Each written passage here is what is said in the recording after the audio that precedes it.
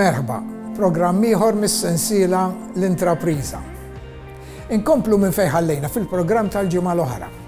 Rajna kif il-produzzjoni ta' birra artiġjanali tibda minn delizzju u passjoni ta' xi individwi li mbagħad tista' twassal għal ambizzjonijiet akbar. Rajna wkoll x'possibilitajiet ta' għajnuna jeżistu sabiex din l-industrija artiġjanali tista' tiżviluppa aktar. Illum se nagħtu titwila lejn il-proċess tal-produzzjoni. Biex nifhmu aħjar il-proċess u t-teknika tal-produzzjoni artiġjanali fuq livell kbir, se nżuru numru ta' birreriji li jipproduċu l-birra fuq skala żgħira u b'metodi tradizzjonali. Il-produzzjoni għandha fażijiet differenti li jibdew mit-tħin tax-xajr, l-immaxjar tal-ingredjenti, it-tolija, il-wort transfer, sparging u fermentazzjoni. Fl-aħħar il-proċess jispiċċa bl-ibbottiljar u l-kegging.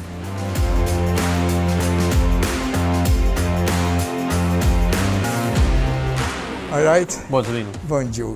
Dan huwa l-ewwel parti tal-proċess, u xek? X'jiġri eżatt hawnhekk?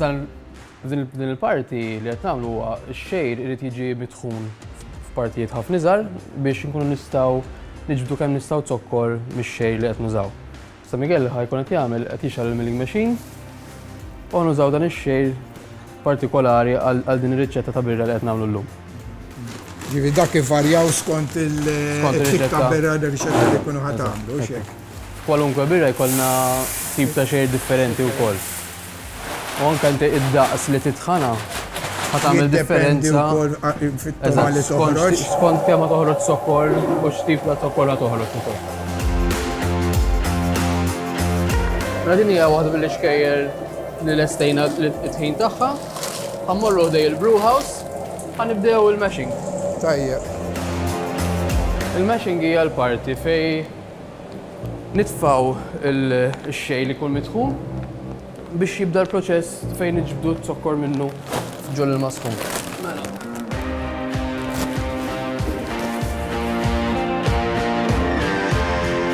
U f'din il-parti importanti li nħawdu malajr u dejjem tħawwat waqt li titfa' x-xajr tħawwat il-kollu. U jitklampja. Ma tkunx tista' tiġbed kemm ikollok bżonn minnu mbagħad. Ovvjament fiċ-ċentru ma tkun tiġbed xejn. Eżatt. U wkoll ma nistgħux indumu għax inkella tinżel ħafna temperatura tal-ilma. Biex tibqa' kostanti. Eżatt, imbagħad iddum iktar biex terġa' tilħaq dik l-istess temperatura. U inti l-ammont ta' ħin li ddum tagħmel differenza wkoll fuq it-sokkor. Din ir-rawa hija diġà reazzjoni tal-ilmasħum mal-xajr. Ġifieri prattikament it-tħin qed isir il-parti ġewwa tax-xajr u xejn. U jibqa' isu l-qoxra biss barra mbagħad.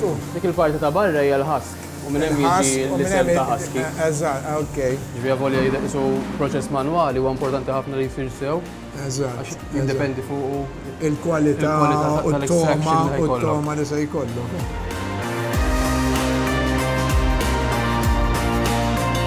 Mbagħad nixgħalu l-pompa biex tibda tgħaddi l-ilma minn ġo x-xejr kollu. Mbagħad ifur għal ġo l-ilma ta' barra jidħol ġewwa jew kontra. Ta' ġewwa jmur barra. Eżatt, ħalli inti dejjem għaddej l-ilma minn ġo fih. U l-ilma li tużaw għaliha, l-ilma li tużaw huwa l-ilma biex ngħidlek trattat għalikom, jiġifieri biex ikun. Qabel u mbagħad għalhekk inżidu l-minerali, jiġifieri l-ewwel bażikament naqfu l-ilma u nagħmluh. Għax l-ilma huwa ingredient importanti, ovvjament. U kull birra nikkreaw water profile għaliha mbagħad. Ġifieri l-minerali u s-solt li nżidu kullu partikolari għal dik ir-riċetta.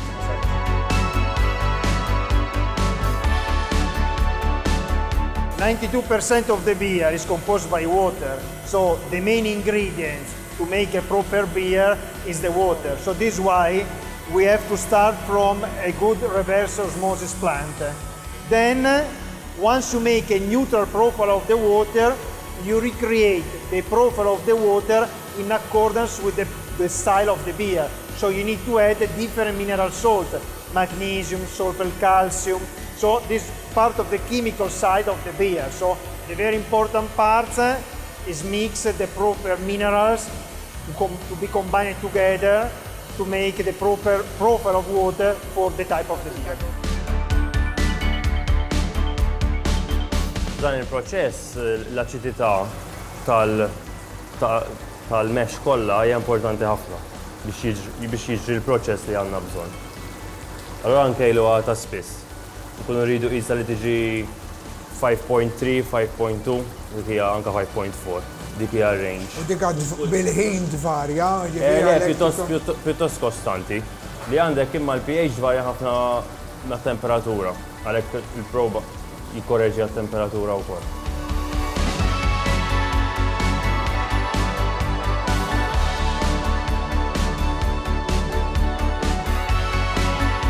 Hi, Dimitri. Hi, Lino. Okay. Yeah. So this is the area where you are actually brewing. What is happening here? We just finished filtration, and soon we will start boiling. So we will start to add hops. Okay.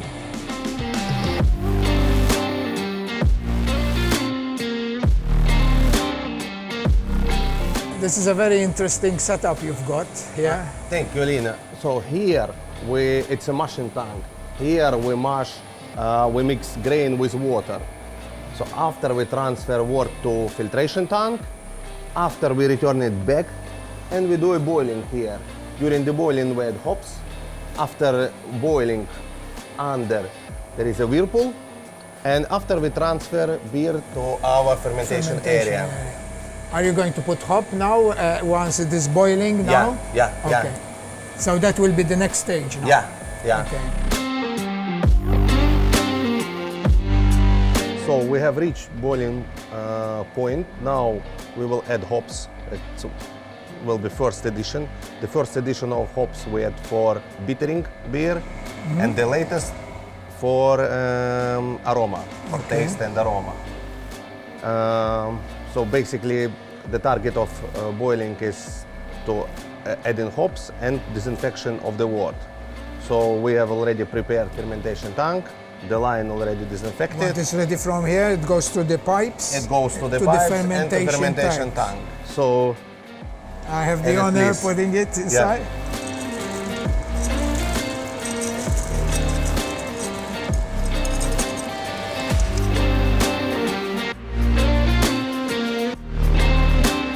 Nifirdu ovvjament ix-xajr Ħadd irriversja dak li kammilt qabel. Ħalli nibqgħu biss bit-zokkor fl-ilma basic dak ngħidu l-wert. Iżjed ma nollu, iżjed l-ilma jinżel malajr.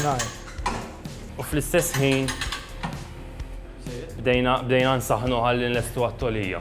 Għax it-tolija tieħu sija. Għax peress li qed taraw hemm xi 10 centimeters jisu għadu wert, irrid li dak jinżel. Għax kieku nibda nżid l-ilmissa nibda nfotti lil nnifsi. Jiena rrid li nitfa' l-ilma u jinżel jibqa' layer sħiħ.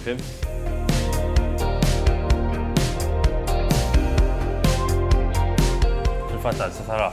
Isu speċi ta' mikroskopju da. Le, li jagħmel naraw id-densità tibdel l-angle of reflection tal-ilma. Isu l-gauge, ġuġu. Eżatt, tara hemm isu horizon abjad u blu fejn u dik il-line huwa d-densità tal-wert komparat mal-ilma.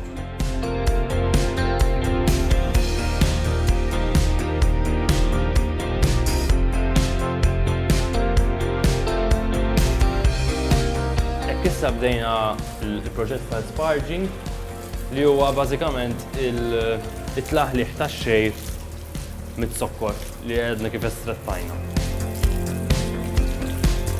Da huwa proċess li huwa twil, u jisu madwar sija. Għax jekk tipprova tagħmlu malaj ħafna ma testrattax it-sokkor, tagħmlu bil-mod ħafna. U fl-istess ħin għandna temperatura tiela għal 100 degrees. Mettara l-proċess huwa pjuttost manwali. Ekku, artiġjanali. Għax kun hemm postijiet fix-xej li jkun qed jiġi astrat ħafna inqas minn oħrajn. Allura billi nagħmlu manwali kun nistgħu nażlu l-imparti. Issa fil-fatt iżjed ma jgħaddi l-ħin tibda tarani nkejjel id-densità li nieżla. Issa kif qed tara għandna biżżejjed ilma, u ħanatu ftit ċans Biex da jissaffa kollu. U din irrepetuha ħafna drabi, skont kemm ikun hemm bżonn. Anke skont it-tip ta' birra, jekk tkun birra li hija qawwija bħal din l-alfa li hija 6%, nisparġjaw inqas.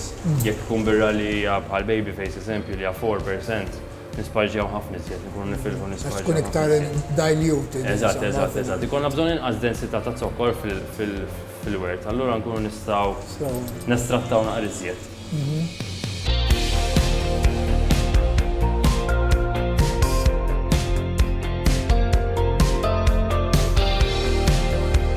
Tajjeb, mela next. Iva, issa bħalissa qed intellaw it-temperatura biex nibdew it-tolija, bħalissa qiegħed jisu xi 92. X'in jibda 100 u mbagħad jasal għal boiling point u xejn. Eżatt, jibda joli. L-importanti il-boiling fit-tolija importanti ħafna l-proċess tal-birra għax inneħħu ċertu proteini u affarijiet oħra fil-birra li ma nkunux irridu li jaslulna basically fil-friskun mbagħad. U jali nneħħu ħafna minn dawn l-affarijiet.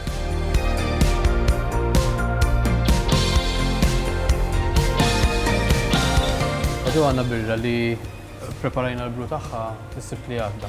Ġirdi għadda fil-proċess tal-fermentation bħalissa. Ġiri. Isu fat li laġi moħra biex tkun komplet il-proċess. Ekku, eżatt. Issa li ħanamlu ħanidu sample minn hawnhekk. U nkun nistgħu naraw ftit il-yeast kif qed tisviluppa. Dan huwa sampling port. Ġiri tara bħalissa tkun għadha hazy ħafna. Għax il-yeast tkun qiegħda għaddejja gas dawn hemm ġew jiffermenta. Eżatt, ġifieri tkun hemm ħafna bubbling għaddej. Sa naraw ftit il-yeast population hawn ġew sample minnha. Dan jisejħ sampling port għaliex kif taraw hawn ports differenti. Ma il-yeast eventually meta tlest il-fermentation. Isu joħloq is-sediment. Eżatt, is-sediment fuq. Imbagħad noħorġu l-yeast, aħna ngħidu niddampjaw, dump yeast minn hawnhekk u nqabdu il-pipes tagħna minn hawnhekk dirett mal-bottling machine. Għalli aħna nieħdu. Minn hemmhekk imbagħad jiġifieri kif lesta il-fażi tal-fermentazzjni ħajmur għall-bottling direttament. Eżatt. U qabel ma nagħmlu dak nkunu baxxejna temperatura wkoll biex ngħinu l-yeast is-sedimenti.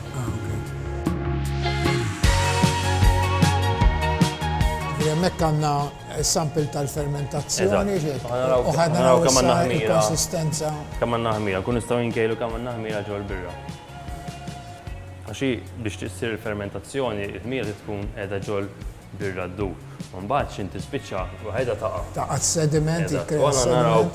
Dik importanti li tkejjel kemm għandek birra, kemm għandek ħmira per milliliter ġol birra waqt il-fermentazzjoni. Biex tkun tista' tara kemm sejra tajjeb, kemm sejra ħażin. Dak odju. Eżatt, odju. Tejn biex naraw il-ħmira aħjar. Għat li nagħmlu nieħdu sample. Isu marker jiġifieri bħala marker. Fil-fatt ma li titfgħu mal-ewwel tibda tara tarhom clamps. Ġifieri importanti nħawdu sew ħa nieħdu sample rappreżentattiv. Mbagħad minn hemm mal-mikroskopju. Ija.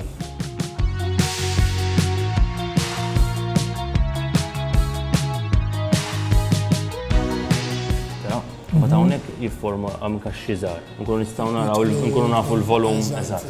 Mbagħad noddu kemm għandna ħmira u ngħidu pereżempju jekk hawn 0.1 ta' millimeter cubed. Nkunu nistgħu nestrapola l-volum eżatt. Issa nistgħu ngħaddu biex inkejlu kemm għandna ħmira.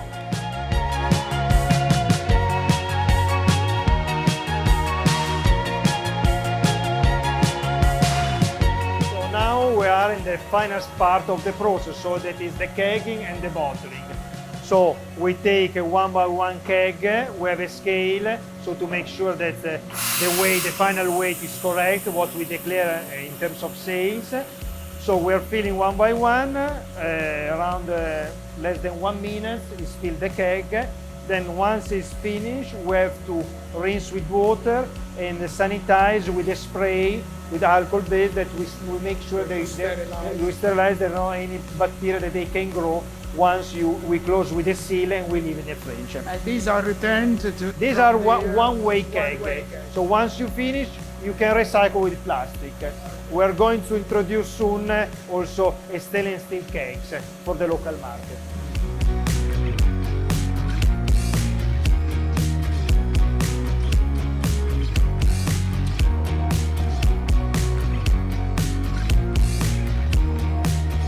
So after kegging, we have two bottles, so we have two different steps at the same day.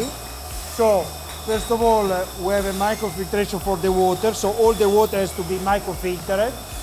Then we wash every single bottle inside, so we turn upside down, we wash, we rinse with water, we blow with air from our compressor. Then here we have a pre-evacuation, so we create a vacuum and we inject CO2. This helps when we are filling to decrease the foam inside the bottle. We are filling by gravity, 8 bottles per time. Then we have a level control. We make sure that the level of the beer inside each bottle is the same. And we close with cap. And then we collect at the end of the process.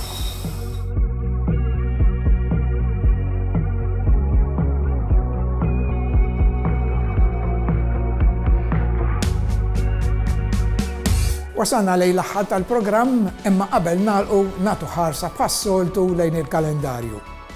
Saħħa u sliem.